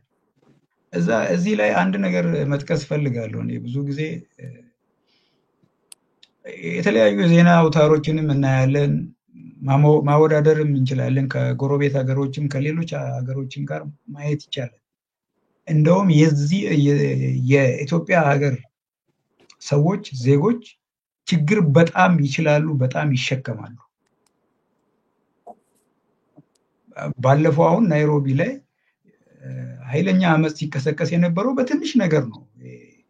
እነሱም ከአይኤምኤፍ ጋር የተስማሙትን ነገር ግብር መጨመር የተመለከተች አንድ ነጥብ ነች። እሷ አጠቃላይ ኢኮኖሚውን አጠቃላይ ስራውን የሚመለከት ሳይሆን ግብር በሆነች ፐርሰንቴጅ መጨመርን ነው ያን ሁሉ ተቃውሞ የቀሰቀሰው። ወደኛ ኮንቴክስት ስንቀይረው ግን የኛ ሰው እንደውም ችግርን የመሸከም ተላምዶ የመኖርን ልምድ ያዳበረ እስኪመስል ድረስ ነው ዝም ያለው እንጂ ችግሩ ሁሉም ቤት ነው ያለው ማለት ፈልጌ ነው። ጥሩ አመሰግናለሁ ኢብሳ እና ዶክተር። ክቡራን ተመልካቾቻችን እየተከታተላችሁ ያላችሁት የሐሳብ አድማስ ፕሮግራማችን ነው። ፕሮግራማችን አሁንም ይቀጥላል። እስከ ፍጻሜው ከኛ ጋር ትሆኑ ዘንድ ዳግም ግብዣዬ ነው። የሆነ ጊዜ ያሉ አንዳንዴ ተረት ወዳለውና የሆነ ጊዜ ያሉ አንበሳ እያገሳ ከጫካ ሲወጣ ጦጣም ዝንጀሮም ሁሉም በየፊናው ይጮሃል። ከዛ እንዴ ምን ነው እነዚህ ሁሉ የሚጮሁት ሲባል ለካ በሆነ ጊዜ በተለያየ ጊዜ ሆነ እንጂ ከሁላቸው በአንበሳ የተበላ ዘመድ ስላላቸው ነው የሚጮሁት። አሁን የሐኪሞች ጉዳይ ሆነ እንጂ የደሞዝ አድሎ በተዋረድ ሁሉንም የሚያጠቃ ነው። ለምን ሁሉም አንድ ላይ እንዳልጮኸ ለኔም ጥያቄ ነው። ቅድም ኬንያ ላይ እንዳልከው እንዳውም ብዙም እኔ እንዳው እኛ የምንቀርብበት ስለሆነ ብቻ አይደለም እና ወይም እንናተ አንድ የተወሰኑ ሚዲያዎች ናቸው ይህንንም ያንሸራሸሩ ያሉት እንጂ ሚዲያዎች ራሳቸው አገር በቀልም ቢሆን ብዙም ዘገባ አላገኘም። ዲዘርቭ ከሚያደርጉት በላይ ማግኘት ነበረባቸው። ለምንድን ነው እዚህ አካባቢ ይሄ የፖለቲካ ምን የሚፈልገውም ሌላውም ያልተንጫጫው የሚለውን ሐኪሙ የተጎዳውና ይሄ የፌስቡክ አርበኛው ተከፋዩ እና የብልጽግና ካድሬው ነው እየጮኸ ያለው። ሌሎቹ ለምን ዝም ያሉ የሚለውን በደንብ መታየት ያለበት ይመስለኛል። እኔ ሐኪሞቹ ያደረጉት ተቋሙ ፖለቲካም አይደለም ብዬ የማነሳባቸው ብዙ ፖይንቶች አሉኝ። ከዛ ውስጥ አንዱ በጣም የሚገርማችሁ ነገር ሐኪሞቹ ለማህበረሰቡ ያስባሉ። ማህበረሰቡ ለምን ለነሱ ረሃብ እንዳላሰበ አልገባኝም። ለምን አድማውና ተቃውሞን ሲያደርጉ ኤመርጀንሲ የሚሰሩት አይደሉም፣ ኢንተር የሆኑ ሐኪሞች ናቸው። ያ ማለት ማህበረሰቡ እንዳይጎዳ ለህብረተሰቡ አስበው ነው። ፖለቲሳይዝ ቢሆንና ሌላ ነገር ቢሆን ግን ጭፍን የሆነ ተቃውሞ ነው የሚደረገው ከሁሉም ቦታ ማለት ነው። ስለዚህ ይሄንን በአጽንኦት አይተው ነው ማህበረሰቡም የሚገባውን ትኩረት መስጠት ያለበት። እኔ መንግስት ቁጭ ብሎ ፖለቲካዊ የሆነ ውሳኔን አምጥቶ ከሀገሪቱ ኢኮኖሚ ጋር የሚመጣጠን የደሞዝ ስኬልን አድርጎ የፖለቲካ ተሿሚዎችን ኬስ ብቻ ዳጎስ እያደረገ ስርዓቱን አርበኛ ሆነው እንዲጠብቁ ከማድረግ እነሱን ውጭ ሀገር ለሚዲያ ለሚቀመጡት እስከ $120,000 በአመት እየተከፈላቸው አሜሪካ የሚቀመጡ ብዙ የሚታሙ ካድሬዎች አሉ። እንዳውም ከዲያስፖራ ገብተው አገር ቤት ቁጭ ብለው ሞርጌጅ የሚከፍሉ አሉ ከኛ ኮሌጅ። ስለዚህ እነሱ ለነሱ ከሚከፍል ህይወት ማዳን የሚችል ዶክተር ጋር ትኩረት መስጠቱ ጥሩ ይመስለኛል። አይ ቲንክ ወደ ቀጣይ እንትናችን ከመግባታችን በፊት አብራችሁም ታነሱ ትችላላችሁ የቀራችሁ ነገር ካለ። ግን ሁለተኛው ቶፒካችን ላይ ኔትወርካችንም ያስቸገረን ስለሆነ አጠራጠር አድርገን ለማንሳት ያህል ሌላኛው ደግሞ በጣም ብዙ የብልጽግናና የውሃት ፍትጋዎች ብዙዎች ነበሩ። ለሁለት ዓመታት ፕሪቶሪያ ስምምነቱ ከተፈረመበት ጊዜ ጀምሮ አንዳንዴ ከወዳኛው መንደር ልጆች ጋር ጥምረት ተደረገ ተብሎ አንዳንዴ ደግሞ ፋኖ ጋር እኚህ ጽንፈኞች መነሻና መድረሻቸው የማይታወቅ ትግል የሚመሩት ጋር ተቆራኘ፣ ፌደራል መንግስቱ ጋር ተቆራኘ እየተባለ የሚነሳልና እዛ ውዝግብ ላይ የፕሪቶሪያው ስምምነት ወደ ስራ ወይም ተፈጻሚ ካልሆነ ወደ ጦርነት ልንገባ እንችላለን ወይ? የውሃትና የብልጽግና ውዝግብ የት ያደርሰናል? የውሃትስ ከምርጫ ቦርድ እንደ ፓርቲ መሰረዛቸው ህጋዊ ሂደትን የተከተለ ነው ወይ የሚለውና በተለይ ደግሞ ስለ ውሃትና ብልጽግና ስምምነት ስናነሳ ነገ ደግሞ የኦሮሞ የፖለቲካ ፓርቲዎች ከመንግስት ጋር ስምምነት ቢያደርጉ ምን ይማራሉ ከዚህ የሚለውን ማብረን አጠራጠር አድርገን እንድናነሳ። አሁን ደግሞ እብሳ ካንተ ልጀምርና እስቲ በዚህ ዙሪያ ላይ እንዴት አየኸው፣ ምን ይመስላል የሚለውን ምንስ እንማራለን ከዛ የሚልና በተለይ ደግሞ ወደ ጦርነት ልንገባ እንችላለን ወይ አሁን ከሻቢያም ከምስራቅ አፍሪካ ፖለቲካ ይዘት ጋር አንድ ላይ አድርገን እሱን አጠር አድርገን እናይና። እሺ አመሰግናለሁ ራጂ። ያ ህወሓት በኦሮሞ ፕሮቴስት ተዳክሞ ከዛ ከመለስ ሞት በኋላ መላቅጦ የጠፋበት ሆኖ ብዙ ውጥንቅጥ ውስጥ ገብቷል። አሁን ያለበት ደረጃ ደግሞ እርስ በራሱም የማይስማማ ሆኖ እንደዛም ሆኖ ግን በጣም ብዙ እልቂት ያስከተለ ጦርነት ውስጥ ተገብቶ የፕሪቶሪያ ስምምነት ተፈርሟል። ህወሓትን የምናውቀው ያው ትግራይን እንደሚወክል ፓርቲ ነው። የሚወክል ፓርቲ ብቻ አይደለም፣ ዝም ብሎ ፓርቲ አይደለም። ብዙ ዘመናትን ያስቆጠረ ለህዝቡ ታግያለሁ ብሎ የሚያምን ብዙ ታሪክ ያሳለፈ ሌሎችን የመጨቆንንም ጭምር ኦሮሞንም ጨምሮ ተላላኪዎችን አሰማርቶ ማለት ነው። ያ ታሪክ አለና እኔ የማየው ከመነሻው በኦሮሞ ፕሮቴስት ወይም በኦሮሞ ተቃውሞ ኢህአዴግ ለሁለት ተሰነጠቀ ነው ብዬ ነው የማምነው። ህወሓትና ሌሎች ማለት ተላላኪዎች የነበሩ በየክልሉ የነበሩ አራቱ ክልል በተለይ ኦህዴድን ጨምሮ ማለት ነው። አሁን ህወሓት ላይ የሚደረገው ያኔ ህወሓት ሲልካቸው የሚያሳየውን ባህሪ መልሶ የመበቀል አይነት ነገር የሚመስል ነው ይታየኝ። የአንድ ፓርቲ መሰረዝ እና አለመሰረዝ ዋናው በህዝቡ ዘንድ ያለው ተቀባይነት ነው። የማይሆን እልህና ሌሎች ነገሮችን ጨማምሮ አገርን ወደ ጦርነት ማዘጋጀት ነገር የሚታይ ነው። አሁንም ለጦርነት ዝግጁት ነው የሚመስለው። ይሄ አንድ ፓርቲ እውቅናው ከተሰረዘ ወይም እውቅና ከሌለው መንግስት መሆን አይችልም። በህግ ያ ነው ግልጽ ነው የሚታየው። እየተደረገ ያለው የጦርነት ዝግጅት ነው ማለት ነው። አው ሌላ ምንም ሊሆን አይችልም። ግን መሆን ያለበት ምንድነው? የፕሪቶሪያ ስምምነት እንዴት ነው መታየት ያለበት? ፕሪቶሪያ ስምምነትን ሲስማማ ህወሓት ምን ነበረ? ይህንን በደንብ ማየት ያለብን ይመስለኛል። ሌሎቹ ላይ ነገስ ምንድነው የሚደርሰው? ነግበነ ማለት አስፈላጊነት አለው እዚህ ጋር እና ፕሪቶሪያን ሲስማሙ ብልጽግና መንግስት፣ ፌደራል መንግስቱና ህወሓት ናቸው የተስማሙት። ያኔ እውቅና የለውም ህወሓት ከምርጫ ቦርድ እውቅና የለውም፣ ተሰርዟል። አሸባሪም ነበረ ተብሎ ከዛ አሸባሪነቱ ተነስቷል። ግን ከምርጫ ቦርድ ምንም እንትን የለውም። የእውቅናው ነገር እንዴት ነው የሚታየው የሚለው በደንብ መታየት ያለበት ይመስለኛል። እኔ የፕሪቶሪያ ስምምነት ራሱን የቻለ እንደ ህግ መቆጠር የሚችል ነው። ያውም ዓለም አቀፋዊ ህግ ነው። በፓርላማ ብሎ አጨብጭቦ ያሳለፉት ሳይሆን ብዙ አካላት ያሉበት ብዙ ድርድር ተደርጎ የተፈረመ ነው እና እንደ ኢትዮጵያ ህግ ይቆጠራል። የህወሓት እውቅና ወይም ህልውና ከፕሪቶሪያ ስምምነት ጋር ተያይዞ ነው መገለጽ ያለበት።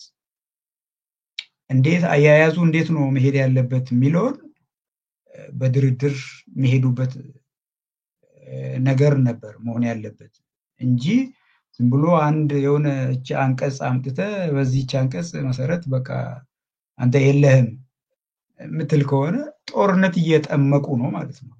ሌላ ጦርነት መጥመቅ ነው። ነገስ ምን ይሰራሉ የሚለውንም ያሳያል። የሆነ የፖለቲካ ስምምነት በሆነ ችግር ላይ የፖለቲካ ስምምነት ተደርሶ ያንን ስምምነት እንዴት ነው የሚያዩት? ይተገበራል ወይስ አይተገበርም? ነገስ እንዴት ነው የሚሆነው? ሌሎቹ ላይ ምንድን ነው የሚሆነው? አማራ ክልል ላይ፣ ኦሮሚያ ላይ፣ ሌሎች ኃይሎች ላይ ያንንም አብሮ ማየት ያስፈልጋል ብዬ ነው የማስበው እና በጣም አስፈሪ ሁኔታ ነው የሚሆነው። አሁንም ሌላ ተጨማሪ ሶስተኛ ጦርነት ማለት ነው። ከኤርትራ ጋርም ያለው ሁኔታ ራሱ መጥፎ ነገር ነው። እዛ ላይም ሲደመር እንግዲህ ያ ከፖሊሲም የሚመነጭ ይመስለኛል። እኔ ጦርነት ካልኖረ መንግስቱ መኖር ወይም መቀጠል የማይችል እስኪመስለን ድረስ ነው ያ ባህሪ የሚመስል ስምምነቶችም የጦርነት ፓክት የሆኑ ከሌላ ጋር ስምምነት አደረገ ማለት ከሌላ ወገን ጋር ደግሞ ጦርነት እንደሆነ እንደዛ ነው ሲተረጎም የመጣውን በተግባር የሚታየው። የፕሪቶሪያ ስምምነት ሲፈረም አማራ ክልል ጦርነት ተነሳ። ከዛ በፊት ደግሞ ከ2019 ጀምሮ ከ7 ዓመት ያላነሰ ኦሮሚያ ላይ ጦርነት ነው አሁንም እየተካሄደ ያለ። ምኑም በብዛትም ያልተዘገበ the most under reported በጣም ያልተነገረለት ሰብአዊ ቀውሱም የንብረት ኢኮኖሚ ውድመቱ ፓርላማም ይህንንም የማይጠይቀው ያው ሰው ራሱን አይጠይቅም እና ጥሩ ዶክተር ወደ አንተ ልምጣና እስቲ ወደ ጦርነት ሊያስገባን ይችላል ወይ አሁን ያለው ሲቹዌሽን? በተለይ ደግሞ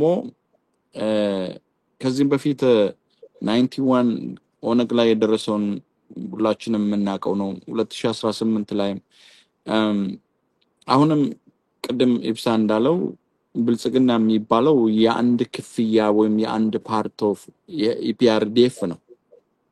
ስለዚህ ከልምዳቸው ካየን የሚደረጉ ስምምነቶች ሁሉ ጊዜ የሚፈርሱ ናቸው። ስለዚህ ነገም ቢሆን አሁን ለምሳሌ የኦላን በታንዛኒያ አለመስማማታቸውን ብዙዎች ጣት ሲቀስሩ ነበረ። እንደዚህ ከታየ ህወሓትንም ሰንጥቆ ስምምነቱንም ወደ ማስቀረት የሚካሄድበት እንደዚህ የተለያዩ ሸፍጦች ከታዩ እውነትም ያ እንኳንስ ቀረ ሊያስብል ይችላል የሚሉትን ከዛ ምን እንማራለን የሚለውን ካሁኑ ስምምነት። ሌላኛው ደግሞ ብዙ የሚወራለት አሁን አቶ ጌታቸው የቀድሞ የህወሓት መሪ ነበሩ። እስከ ሰሞነኛው 2 ሰዓት የሚፈጅ ኢንተርቪው አድርገዋል። ኢንተርቪው እንኳን ምንም የተለየ ነገር የለውም የምናውቀው ነው በገሃድ። ግን ለምንስ አሁን ተደረገ? ለምንስ ድሮ በነበሩበት ውስጥ ለምን ከዛ ኃጢአት ወጥቶ አብርሃም በግ ለመሆን ሞከሩ ሚሉ ብዙ አብሮ የሚነሱ አሉ። ስለዚህ ዋናው ነገር ወደ ጦርነት ሊያስገባን ይችላል ወይ? ከዛስ እንደ ሌሎች ካምፖች ምን ይማራሉ? በተለይ ኦሮሚያ አካባቢ ያለው፣ አማራ ክልል አካባቢ ያለው መቼም እንግዲህ ጽንፈኛው አንድ ወጥ የሆነ መነሻና መድረሻ ኖሮት ማኒፌስቶን አምጥቶ ወደ ስምምነት የሚከድም አይመስለኝም። ግን ሌሎች ምን ይማራሉ የሚለውንና ወደ ጦርነት ልንገባ እንችላለን ወይ? I think ባጭሩ ለዚህ ለመመለስ ወደ ጦርነት ለመግባት ላለመግባት የሚወስነው 2 ነገሮች ናቸው። አንደኛ ቲፒኤልኤፍ አሸንፋለሁ ብሎ ያምናል በዚህ ጊዜ። ይሄ ጦርነት ቢጀምር ቲፒኤልኤፍ የሚፈልገው ኦሮሚያን ለመያዝ ነው፣ አዲስ አበባ ለመግባት እንጂ ሌላ ነገር አይደለም። አሁን ቀንና ሌሊት እነሱ 270 ሰራዊት ኤቭሪቲንግ እነሱ የሚሰሩት ኦሮሚያን መልሰን እንይዛለን የሚል እንትን ስላላቸው ነው፣ ምኞት ስላላቸው ነው። ስለዚህ ያን የማድረግ እድል አለ። አብይ ተዳክሟል እና ማዕከላዊ መንግስቱ ያለው ሰራዊት ልናሸንፍ እንችላለን ብሎ ያሰብና ጦርነት ይጀምራል። ሁለተኛው ደግሞ አብይም ወያኔን ቲፒኤልኤፍ ማጥፋት ይችላል ብሎ ያሰበ ጊዜ ምንም ህግ እሱን አይዘው፣ ፕሪቶሪያ ስምምነት እሱን አይዘው። አብይ ይሄን ካልኩሌት አድርጎ ኮስቱ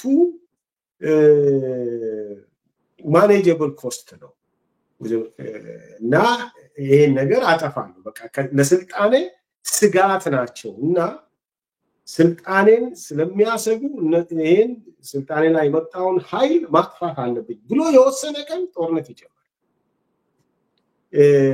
የፕሪቶሪያ ስምምነት ሁለቱም ጦርነቱን it's a ስምምነት to start hostility ጦርነቱን ለማቆም የተደረገ መግባባት ነው እንጂ ከዛ በላይ ምንም ቢሪንግ አልነበረም። the aftermath of the Pretoria ስምምነት እንትን አለ አይደለም እውቅና መደራረግ፣ ከዛ በኋላ ዲሚሊታራይዝ ማድረግ፣ እነሱ መንግስትም ደግሞ የትግራይ ሉዓላዊነት ማክበር አንዱንም ነገር both of them they are not interested እዛ ላይ የፈረሙት ነገር ሁለቱም ኢንትረስትድ አለ። ምክንያቱም የቲፒኤልኤፍ ፍላጎት ኦሮሚያን መያዝ ፒሪድ፣ ሌላ ነገር አለ nothing less than that። የቲፒኤልኤፍ ፍላጎት ኦሮሚያን ይዘው ኮሎናይዝ እንደድሮ ማድረግ፣ ንብረቱን ምኑን ሁሉ መበዝበዝ ነው። ቀንና ሌሊት እነሱ የሚያስቡት ይሄንን፣ ከዚህ ውጭ ሌላ ነገር የለም። የአብይ ትልቁ እንትን ስልጣን መያዝ መጠበቅ ነው። ኤኒ ትሬት አሁን በዚህን ጊዜ ቲፒኤልኤፍ ኢሚዲየት ትሬት ነው ብሎ አያስብም። ስለዚህ ከዚህ ከሁለቱ የተነሳ ወያኔም አዲስ አበባ እገባለሁ ብሎ ስለማያስብ አብይም ኢሚዲየትሊ እነዚህ ሰዎች የስልጣኔ ስጋት ናቸው ብሎ ስለማያስብ ጦርነት ይጀመራል ብዬ ነው ያላስብ። ከዚህ ከሁለቱ የተነሳ እኔ ወደ ቅድሙ አንድ ሁለት ነገር ልናገርና ከዛ ወደዚህ ተመልሼ እመጣለሁ። ይቅርታ አድርጉልኝ። ፍትሃዊ ጥያቄ ነው ዶክተሮች የሚጠይቁት የሚለው ነገር በደንብ ፍትሃዊ እንደሆነ ልናገር እፈልጋለሁ። እሱን በደንብ በአትኩሮት ተናግሬ ባልፍ ደስ ስለምለኝ ነው። የኢትዮጵያ ዶክተር እና የኬንያ ዶክተር አንድ ባለሙያ ሲናገር ነው የሰማሁት። የኢትዮጵያ ዶክተር እና የኬንያ ዶክተር ክፍያቸው የኬንያ ዶክተር ከኢትዮጵያ ዶክተር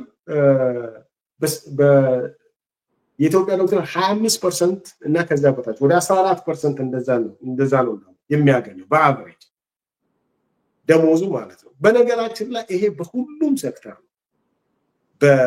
ዶክተሮች ብቻ አይደለም አስተማሪው ምኑም ኬንያ ከሚከፈለው ኢትዮጵያ የሚከፈለው ደሞዝ የኬንያዊው 14-15 ማክሲመም 20% አንድ ሰው ኬንያዊ ስለሆነ ብቻ 80% ከኛ የበለጠ ሀብታም ነው ማለት ነው ኢትዮጵያ ውስጥ ካለ ይሄ አሁን ምንድነው አሁን ይሄ ግሮስ ዶሜስቲክ ፕሮዳክሽናችን ኦልሞስት ተመጣጣኝ ነው አሁን ኬንያ ትንሽ በልጣናለች ይባላል ነገር ግን ኦልሞስት ተመጣጣኝ ነው ነገር ግን ከፖፑሌሽን ሬሽዮ የነሱ ፖፑሌሽን የኛ ግማሽ ስለሆነ የነሱ ፐር ካፒታል ኢንካማቸው የኛ እጥፍ ነው የኛ ሁለት እጥፍ ነው ስለዚህ የኛ ሚኒመም የኛ ደሞዝተኛ የኛ ደሞዝ የኬንያ ግማሽ ነው መሆን ያለበት ከምናመርተው ምርት አንፃር ማለት ከግሮስ ዶሜስቲክ ፕሮዳክሽናችን የተነሳ ከምናመርተው ምርት አንፃር ቢያንስ የኬንያውያን ግማሽ ደሞዝ እኔ የኬንያታ ዩኒቨርሲቲ ፕሮፌሰሮች $2000 $1800 እንደዚህ ነው የሚያገኙት የኢትዮጵያ ፕሮፌሰሮች $1000 ማግኘት ነበረባቸው $100 ሳይሆን ማለት አሁን ግን $100 ነው ያገኙ ያለው ግማሽ እንኳን አግኝተው ማለት አንዱ ይሄ ስለዚህ ተገቢ ጥያቄ ነው ሀገሪቷ ገንዘብ የላትም ገንዘብ አላት ሁለተኛው ደግሞ ምንድነው አብይ ብዙ ጊዜ ይብሉ እኔ እድሜን ሁሉ እየፈጀው ያለው ደብት እየከፈልኩ ነው እዳ ከነ በፊት የነበሩ መሪዎች እዳ እየከፈልኩ ነው መከራ ያያየሁት ምናምን እያለ ነው የሚናገር ኢንተርኔት ጉግል አድርጋችሁ የኢትዮጵያ debt to GDP ratio one of the lowest in the world ኢብሳሄን ነገር አይተዋል መሰለኝ ይስቃል one of the lowest in the world ኬንያ ሁለት እጥፍ ትበልጣለች ሌሎች ያደጉ ሀገሮች ዩካና አሁን አሜሪካንም ጨምሮ ምንም ጨምሮ debt to GDP ratio 200% ምናምን ነው የኛ 30 ምናምን % ነው ደብታችን ከጂዲፒ ሬሽዮ ስለዚህ the idea that እኛ ብዙ ወዳ እየከፈለ ስለሆነ ሰውየው በጣም ሰነፍ ስለሆነ ስራ ስለማይሆን ሐላፍነት እንደሆነ ስራ መፍጠር ደሞዝ መክፈል የሱ ሐላፍነት አይሰማው ስልጣኑ ብቻ ነው እሱ የሚፈልገው he wants what comes with that power not the responsibility ያ power የሚሰጠውን responsibility አይ እና ከዚህ የተነሳ ይሄንኑ ለመጨመር በጣም ምክንያታዊ አግባብ ያለው ጥያቄ ነው ብዬ ስትሬስ ለማድረግ ነው ይሄን ደግሞ ወደዛ ልመለስና ወደ አሁን ጌታቸውም ኢንተርቪው ያደረገው እኔ የኛ የኦሮሚያ ሚዲያ ኔትወርክም ስለሆነ እንደ አንድ የኦሮሚያ ሰው ሁለት ኃይሎች ነው ትግራይ ውስጥ ማለት አንደኛው ኃይል የትግራይን ኢንትረስት ናሽናል ኢንትረስት በሰላም መኖር መበልጸግ ቋንቋውን ባህሉን ያሳደገ ኢምፔሪያል አምቢሽን የሌለው ማለት ነው ኃይል አለ ትግራይ ውስጥ የኦሮሞ ችግር የሚገባው ኦሮሞ የሚያልፍበት ፕላይትስ ኦፍ ኦሮሞስ አንደርስታንድ የሚያደርግ ምክንያቱም ራሱ ትግራይ በመሆኑ እያለፈበት ስለሆነ የሚገባው ኃይል አለ ይሄ ኃይል ምን ጊዜም የኦሮሞ ትግልም ይሁን የኦሮሞ ህዝብ ወዳጅ ኃይል አንደኛው ኃይል እነዚህ ኃይሎች በጣም በብዛት በጃይንት ማጆሪቲ ናቸው ብዬ ነው የማስበው ሁለተኛው ኃይል ኢምፔሪያል አምቢሽን ያለው የመስፋፋት አባዜ ያለው አልትራ ናሽናሊስት የሚባሉ የራሳቸውን ጥቅም እንጂ የሌላው ማህበረሰብ ጥቅም የማያስብ ኦሮሞ ህዝብ እንደነሱ ነፃነት ይገባዋል እንደነሱ ፍትህ ይገባዋል ብሎ የማያስቡ እና ኤክስፓንሽኒስት አይዲያ አላቸውና ይሄን የሚያንጸባርቁዋል እነዚህ ምን ጊዜም ቢሆን አሁን በደብረጽዮን የሚመራው ኃይል ዋና ስራው ይሄ ነው ሌላ ነገር እነሱ አሁን ዛሬ ጠዋት የሆነ የነሱን አንድ ፕሮግራም እየሰማው ነበር ምን ነበር ስለነበረው ወያኔ 27 ዓመት ለኢትዮጵያ ነው እንጂ ለትግራይ አልሰራም ይልነበር እውነቱን ነበር ምክንያቱም ወያኔ ፎከስ ያደረገው የትግራይን ህዝብ ልውና የትግራይን ህዝብ የወጣበትን ማህበረሰብ እንትን ማድረግ ሳይሆን በኢትዮጵያ ስም ሌላው ማህበረሰብ የመበዝበዝ ስራ ነበር ሲሰራ የነበረው የመግደል የማሰር የመጨቆን ስራ ነበር ሲሰራ የነበረው ለዛ ነው ዛሬም አብይን የወለደው ወንድሜ ይብሳንዳ አሳጥራለሁ ምክንያቱም በዚህ ነገር ላይ ብዙ መናገር ስለማይቻል ነው አብይን የወለደው ደብረጽዮን ዶክተር ደብረጽዮን አብይን የመሰለ ሰው የወለደው አምጦ የወለደው ዶክተር ደብረጽዮን አብይን ጠልተ ደብረጽዮንን ልትወድ አትችልም if you are a principled person because Abiy is the product of ደብረጽዮን በደብረጽዮን ጉያ ስር ያደገ ደብረጽዮን ያመጣው ነው ወደፊት ሌላ ቦታ ሌላ እንትና there is no way አብይን ጠልተ ደብረጽዮንን የምትወድበት እና እኔ የማየው ምንድነው ጦርነት ይኖራል most likely አይኖርም አብይ እንደ ስጋት ስለማይቆጥራቸው እነዚህ ሰዎች ደግሞ አዲስ አበባን በዚህ ሰዓት እንገባለን ብሎ ስለማያስቡ ማለት እና እኔ ሞር የኦሮሞ ህዝብ በትግራይ ውስጥ ያለው እኩልነትን ነፃነትን ወንድማማችነትን እና ፍትህን የሚፈልገው የትግራይ ኃይል ወንድም ያደረገ ከነሱ ጋር አሁን የአብይን ጭቆና አብረን የምንታገልበት ምክንያቱም እኛ ህብረት መፍጠር የምንችለው ከብሔር ብሔረሰቦች ጋር በአንድ ነገር ላይ ብቻ ነው አብይ እናንተንም በድሏል እኛን እየበደለ የኛ በደል ግን ሁለት ድርብ ነው አንደኛ ልክ እናንተን እንደሚጨቁነው እኛን እየጨቆነ ሁለተኛ ደግሞ እኛን በእኛ ስም እናንተን ስለበደለ እኛን እንደ ህዝብ ከናንተ ጋር እያጣላ ስለሆነ ከዚህ ሁለቱ የተነሳ እኛ እየታገልነው ኤን ትግል ተቀላቀላል የምትቀላቀል ከሆነ ወዳጄ ነገር ግን ከዚህ ውጪ በአብይ ሐሳብ እንደገና ኦሮሚያ መልሼ ገዛለሁ የምትል ከሆነ ከዛ ጋር ምንም አይነት እንትን የለም ምንም ይሄንን ነው ለማለት የምፈልገው አመሰግናለሁ ኢብሳ ወለደ ደቂቃ ልስጥህና እኔ መጨረሻ ላይ ላጠቃልል ብዙም በዚህ ዙሪያ ላይ ሰጣ ገባ ውስጥ መግባት አያስፈልግምና አንተ የቀረ ሐሳብ ካለ አንሳና ሐኪሞቹ ላይ አንድ የሎጂክ ጥያቄ ልጨምርና አንድ ሰው ወይም አንድ መሪ በ10 ቢሊዮን ዶላር ቤተመንግስት ያደሰ በ10 ቢሊዮን ዶላር ነው ቤተመንግስት ያደሰ በጣም ቁጥራቸው ትንሽ የሆኑ ሐኪሞች ቁጥራቸው እንደሌሎች ሰራተኞች አይደሉም ያነሰ ነው ብዛታቸው ማለት ነው ያ WHO ሪፖርት 0.76 10000 ነው ይላል ለ10000 ሰው 0.1 እንኳን አይደለም 0.76 ሬሽዮ ነው ዶክተሮች በኢትዮጵያ እና በ10 ቢሊዮን ዶላር ወይም 400 ቢሊዮን ነው 400 ቢሊዮን ብር ነው ያለው ራሱ አብይ ራሱ 49 ቢሊዮን ሲባል እንዴት 49 ታረጉብኛላችሁ በ400 ቢሊዮን በ500 ቢሊዮን ጠቅላይ ሚኒስትሩ ቤተመንግስት እየሰራ ነው ብሎ ራሱ የገለጸው ማለት ነው እንደዛ እየተሰራ የሐኪሞቹን ጥያቄ እውቅና ራሱ መመለስ አይደለም እውቅና አለመስጠት እንዴት ይቻላል የሚል ጥያቄ ነው የሚፈጥርብኝ እኔ የሎጂክ ጥያቄ ነው ምክንያቱም በ10 ቢሊዮን የሚሰራው ቤተመንግስት ምንም አይጨምርም የደሃውን ህይወት መቀየር ላይ ምንም የሚጨምረው ቫልዩ የለም ለካሜራ ፍጆታ ከመዋል ውጪ ኢኮኖሚው ላይ የሚጨምረው ምንም እንትን የለም የሚያመርተው ምርት የለም ፋብሪካ አይደለም ወይም መሰረተ ልማት አይደለም መንገድ አይደለም ሀዲድ አይደለም የባቡር ሀዲድ አይደለም ስለዚህ ያንን ጥያቄ ነው እኔ የምጠይቀው ከዛ ባሻገር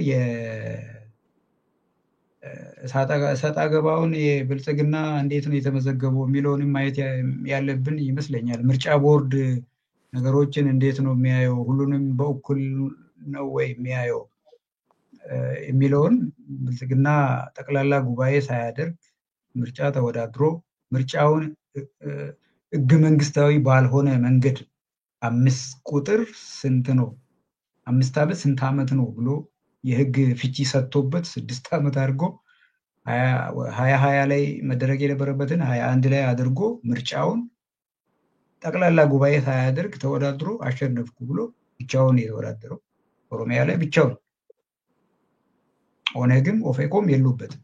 ብቻውን ተወዳድሮ አሸነፍኩ ብሎ ከዛ በኋላ 2022 ላይ ነው ጠቅላላ ጉባኤ ያደረገው። ያንንም እንዴት ነው ያደረገው? የምርጫ ስነ ስርዓቱ የተደረገበትን ራሱ እያነበብኩ ነበርና ምንም ምርጫ የሚመስል ነገር የለም። በቲቪ የሚያየነው ድራማ አለ። አብይን የምትቃወሙ አብይን የምትደግፉ ምናምን ተብሎ የምርጫ ቦርድ ተወካዮችንም ሪከርድ እንዳያደርጉም እንዳይገቡም ተባረው ነው የሄዱት 2022 ላይ ጠቅላላ ጉባኤ ሲደረግ እና በነካ እጃቸው ብልጽግናንም አንድ ቢሉት የሚል መልእክት ነው ያለኝ እኔ ለምርጫ ቦርዶች ህወሓትን እንደሰረዙ የሚል ነው። ራጂ በዚሁ ላጠቃል መሰለኝ። አዎ እኔም ብዙም ማክሎ የለኝም፣ እናጠቃልላለን። ኔትወርካችንም ዛሬ ጥሩ አይደለም። እኔ በተለይ በዚህ ሳምንት ውስጥ እንደው ብዙ የተከፋይ ካድሬዎች ሲያጨበጭቡ የነበረው ህወሓት ተሰረዘ ነውና አሁን የህወሓት መሰረዝ የፕሪቶሪያውን ስምምነት ሌጂቲሜት ያደርገዋል አያደርግም የሚለው ብዙም የሚያወዛግብ አይመስለኝም። ስምምነቱ ሲደረግም ህወሓት ህገወጥ ወይም ሽብርተኛ ተብሎ ነው ተፈርጆ ያለውና ፖለቲካዊ ውሳኔ የተደረገው አሁንም ፖለቲካዊ ውሳኔ ሊደረግ የሚችል ነው። ሌላኛው ብሳ ያነሳው ጥሩ ነገር አለና አንዱ አንዷን አሮጊት አለቻታሉ፣ ሁለቱም አሮጊት ናቸውና ብልጽግናም የመጣበት መንገድ ትክክል አይደለምና የህወሓትን ብታመጣው አንዱ ለአንዱ ነው።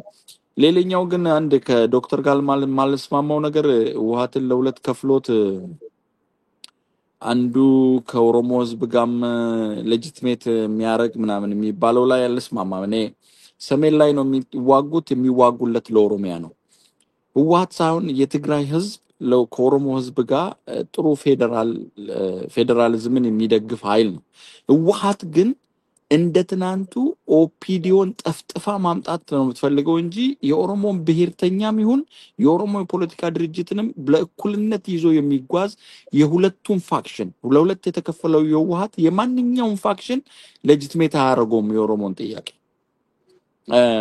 ከደብረ ጽዮንና ከአብይ እንደማይለዩሉ ለኔ ደግሞ ጌታቸው ረዳና ደብረ ጽዮንን ያለያቸው ኢትስ ጀስት ኢንተረስት ነው፣ ኢጎ ነው፣ አንተ ያልከውን ያልኩት በነገራችን ቡድን ነው፣ የቡድን ፍላጎት ጌታቸው ረዳን ለማለት ሳይሆን በትግራይ ውስጥ እንደማንኛውም እንደኔና አንተ ነፃነትን እኩልነት ይሄ የትግራይ ህዝብ ነው። ይሄ እሱ በህዝብ ደረጃ ካልከው እስማማለሁ። እኔ በህወሓት ደረጃ ካልክ ብዬ ነውና ነው ህወሓት እና እሱኛው ብዙም አይደለም። እኔ እዚህ ጋር መሰመር ስላለበት በተለይ አሁን ከሸኔ ጋር ስንሰራ ነበር ብሎ ያነሳቸው ነገሮች አሉ። እሱ ብላክሜል ለማድረግ ነው። እዚህ ደግሞ አሁን ጀዊሳው ጽንፈኛው ደግሞ ህብረት ፈጥር ያለው ከሌሎች ኃይሎች ጋር አንድ ላይ ሆናሉ ይላሉና የብልጽግና ካድሬዎች አንዴ ኦላና ፋኖን አንድ ላይ አርጎ ኦላና ህወሓትን አርጎ የሚያነሱት ነገር እንደ ኦሮሞ ማህበረሰብ ያሰጋናል። 27 ዓመት ሙሉ ዳግም ብልታችን ላይ ጠርሙስ እንዲታሰር አንፈልግምና እዛ አካባቢ ያለው ቁማር አንዱ ለከክል ነው። ሲኩፊሰቸው ሲባል ሲገለገልሻቸው እንደሚባለው አይነት ነገር ስለሆነ እኔ ወደ ጦርነት እንዲገባ መጀመሪያም ወደ ጦርነት የገቡት አንዱን የኃይል አሰላለፍ በልጦ የኢንተለጀንሲ ፌደራል መንግስቱ ሊያጠቃኝ ነው ብሎ ህወሓት ስላሰበ ነው ቀድሞ ሰሜንዝን ያጠቃው። ምክንያት ሆነ እንጂ ቀድሞም የነበራለ። አሁንም የፕሪቶሪያው ስምምነት የጌታቸው ከዛ መውጣት ግዛዊ አስተዳደሩ ምናምን የሚባለው ማመሃኛ ነው። ችግሮቻቸውን እዛው መፍታት ይችላሉ። ግን ዋናው ነገር እንደ ኢትዮጵያ ህዝብም እንደ ኦሮሞ ማህበረሰብ ማወቅ ያለብን ወደ ጦርነት እንዳይገባ የጉዳዩ ባለቤቶች ሁለቱ ጠንሳሾች ናቸው። መንግስትም ወደ ጦርነት የሚገፋፋ እያደረገ ነው ያለው። መሰረዙ ድሮ የነበረውን አሁን መሰረዝ ምን አመጣው? አንዱን አንጃ ነጥሎ ለብቻ ማሽቃበጥ ምን አመጣው? ህወሓትም ቢሆን ደግሞ ፍላጎቱን ጦርነቱን ወደ ማህበረሰቡ እንዳይመጣ ብሎ ስምምነት ውስጥ ከገባ ለጦርነት አነሳሽ የሆኑ ሂደቶችን ለምን ወሰደ የሚባለው ኃጢያታቸው ሁለቱ ተሳታፊዎች ላይ ስለሆነ ከሩቁ እንደዛው ማየቱ ጥሩ ነው ብዬ ነው ማስበው። ለዛሬ የነበረንን በዚሁ እንቋጭና ከሰሞነኛው ደግሞ በአብይ ጉዳዮች ላይ ተመልሰን እንገናኛለን። እንግዲህ ክቡራን አድማጮቻችንና ተመልካቾቻችን ባላችሁበት ሆናችሁ ስትከታተሉ የነበረው በኦኤምን ቀጥታ ስርጭት የሚተላለፍላችሁን የሀሳብ አድማስ ነው። አብረን የነበርነው ደግሞ እኔ ዶክተር ተክለሃብና ብሳንን ከኦኤምን ቴክኒካል ሰፖርት ጋር ዳግም በሌላ ፕሮግራም እስከምንገናኝ ደህና ሰንብቱልን።